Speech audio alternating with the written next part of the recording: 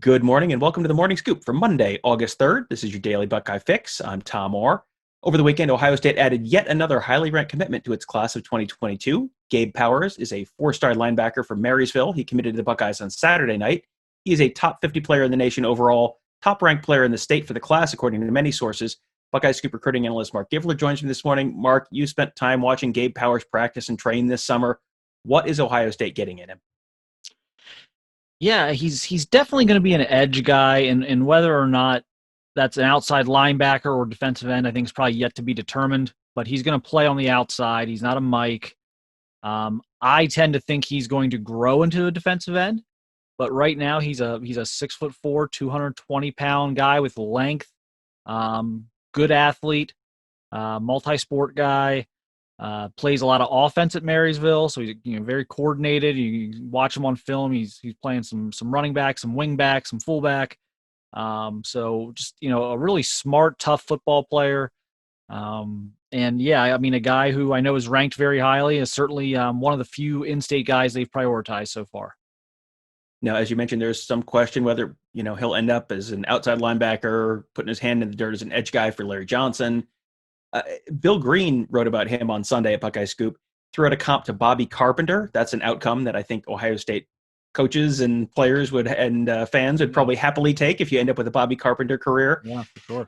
Is he is Bobby Carpenter someone he reminds you of? I mean, as you were describing him as a running back and linebacker kind of guy, I thought like, maybe Cade Yeah, Stover, another small town Ohio guy. Who do you think, who would you say he maybe reminds you of in terms of, a current or former Buckeye that people might kind of be able to have a better sense for what they're getting? right. Yeah, the Carpenter comparison is interesting, and you do wonder, if we fast forward here, we're about, I don't know what, roughly 15 years post Bobby's college career, maybe not quite that long, but and you do wonder, would Bobby just be a defensive end in today's game with the emphasis on rushing the passer? I think body type, that's a good comp. Cade Stover again is another. Gabe is very close to where Cade was at this point in Cade's development, and now Cade outgrew linebacker, and Bobby didn't. So it comes down to, I think we all know Gabe's going to put on 20, 30 more pounds at least, and maybe even more than that. And then it's going to be a matter of how well does he maintain his speed, his flexibility, his quickness. Will kind of dictate whether he's a true defensive end or maybe more of a hybrid pass rusher, or kind of what his role is going to be. But yeah, I kind of view him kind of somewhere in between that Cade Stover, Bobby Carpenter type of body, and it'll be interesting. Again, if you ask me to guess, I would say probably ends up at defensive end, but I don't think that's settled at all at this point. Yeah, there are guys that they bring in that they very clearly have a plan for. Javonte Jean-Baptiste, for example, was ranked as an outside linebacker. He was a defensive end basically all the way. They got him to campus, and it was just, all right, we're going to start eating 8,000 calories a day until we tell you to stop. But when we talked to Mickey Marotti back in probably January at this point, he talked about guys who they get to campus, and it's like, all right, you're going to be one of a couple things, and we're just going to kind of see. And I think Marotti has a pretty good sense where he can look at him and go, okay, he's got the frame to support, a little more bulk and still be able to keep that quickness. And some guys, it's just kind of like, yeah, we'll see. I mean, Cade Stover, you said, came in as a linebacker, and then he was a defensive end, and now he's a tight end. And, so sometimes it's a little bit of a work in progress, and they'll figure it out. And if that's what it is with Gabe Powers, all the names you're throwing out there are all pretty good outcomes. So if they end up with any of those, I think they'd be pretty happy. There was a lot of reaction to the Powers commitment online on Saturday night. One actually caught my eye. It was from Desan McCullough, who is someone I've talked to Alex Gleitman about in the last couple of weeks. He is listed as an athlete, probably going to be a linebacker in college, out of Kansas. He tweeted out, boom, right after the Powers announcement. Now, what's interesting about that is McCullough isn't an Ohio State commit, but he, seems like someone who certainly could end up in that class. Maybe that's something that's once he's able to visit or something like that.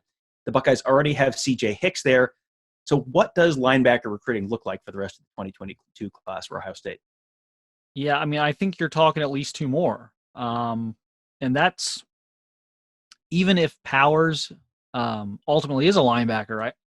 They're not turning down Sean Murphy.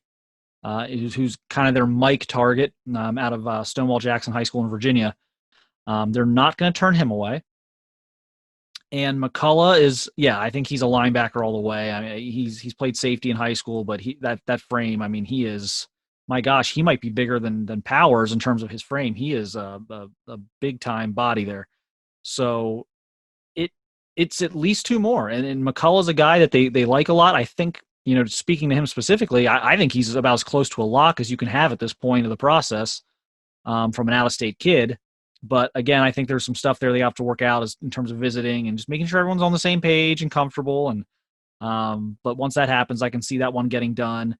And then you've got, your big outside linebacker in Deshaun McCullough. You've got more of a will. I probably wouldn't be a will at Ohio State, but in terms of the classical sense of the position in CJ Hicks, and then a Mike and Sean Murphy, if they could plan it out that way.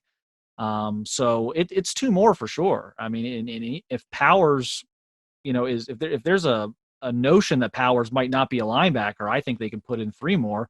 Justin Medlock out of Texas is a guy to watch. He's very high on Ohio State. I think that's a guy that they've offered and would like to evaluate this fall just to make sure. The thing with this 2022 class is, especially at linebacker, where you're dealing with bigger bodies, is the coaches haven't seen these guys in forever. I mean, they haven't seen any of these guys mostly since their tape, which isn't really seeing them. You can assume that they're the listed height and weight they say they are on tape, but you never know for sure. So they want to size some of these guys up and get a look at them and be like, okay, what actually are you? Now, I mean, it sounds like it's going to be a decent sized linebacker class probably for that side of the for 2022. 3 of the 4 commitments they have already for that class are on the defensive side of the ball. Is this going to be a defense heavy class overall for the Buckeyes, or is that just, the 3 of the 4 being on defense? Is that just kind of a coincidence at this point? I think it is. It's not going to be, super slanted one way or the other. But yeah, when you look at defense, they need to reload at linebacker. They're going to need to continue to add defensive backs because there is, regardless of how, I mean, they're taking a ton here in 21, but they're still going to need to take more in 22. And you're always going to need, some extra defensive linemen, they're turning over some defensive tackles, the defensive ends, as long as they keep churning 3 and done defensive ends, they're going to have to keep recruiting defensive ends. So I do think it's going to lean a little bit towards defense. But yeah, I think, offense, they're just, you look at, running back, you're going to be selective there because they're taking 2 this year. You look at receiver, they're going to probably be selective there because I think they're going to end up having, assuming they get a Buka, that's going to be 7 in 2 years there. They're being selective there. I mean, sure, they're going to take some offensive linemen and they're going to take at least 1 tight end, maybe 2, depending on what they do this year.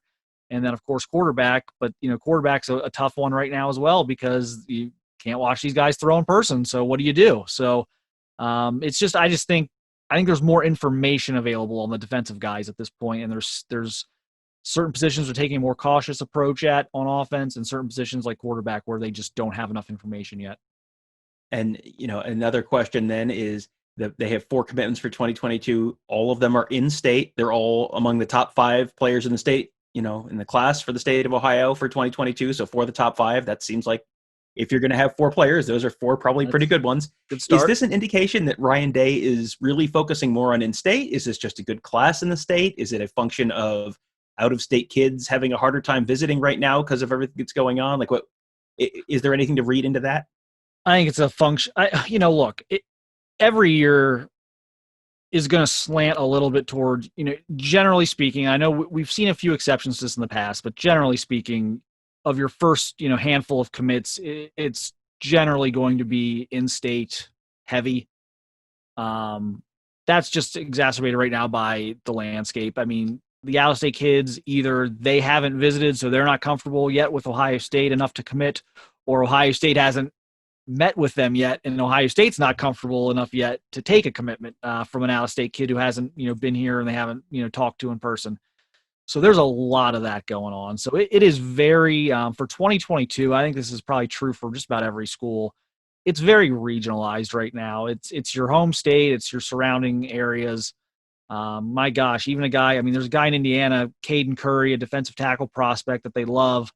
And that could just be a matter of time until he's a Buckeye. But, again, he's he's less than 3 hours away in Indianapolis at Center Grove High School, and he's he hasn't had a chance to get to campus yet. And so that's one that could if he gets to campus, that could be done. So it's very much a function of a lot of this, the travel bans and just the general, the dead period and all that stuff that's going on right now. I think that's definitely kept them from maybe a couple of out-of-state commitments.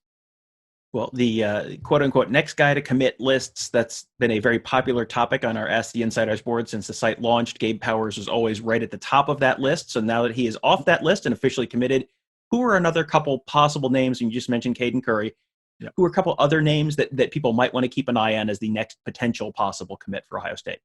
Yeah, man, if I knew Caden Curry was going to visit in September, that might be my guy. I just don't know that's going to happen. And then I don't know, from there, it's a matter of if this gets extended further with the dead period, what does someone like Caden Curry or, what happens with Deshaun McCullough? Is there a change of heart there where Ohio State's like, well, we wanted the kid to visit. He was going to visit and we just can't get him on campus. So do we just, push for the commitment now and, we'll figure it out later. I mean, I think those are the two logical choices, but without visiting, it's tricky right now. And, another guy I kind of like, and this could maybe be one that goes without the visit, is Emeka Ibuka. I mean, how long does he sit around and wait for the NCAA to allow visits? And if he does what some of these other guys are doing right now, which is saying, I'm just going to commit, you would have to love Ohio State's chances if he decides that's going to be the thing and he's not going to wait. So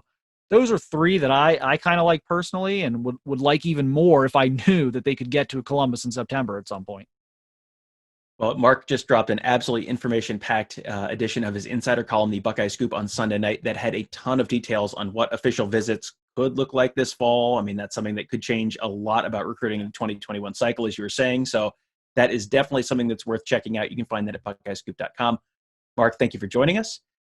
This is also shaping up to be a huge week in determining what the 2020 college football season will look like overall. That means it is a great time to join Buckeye Scoop. There's a ton of information on our Ask the Insiders board right now about how things could play out, including some exclusive insights that you're just not going to get anywhere else. We could also just be a month away from the start of the 2020 Ohio State football season. So it seems like a good time to hop on board. Check out the great free content at buckeyescoop.com today, and then please consider joining the site to go even deeper. Thank you guys for listening. Have a great day. We will talk to you tomorrow.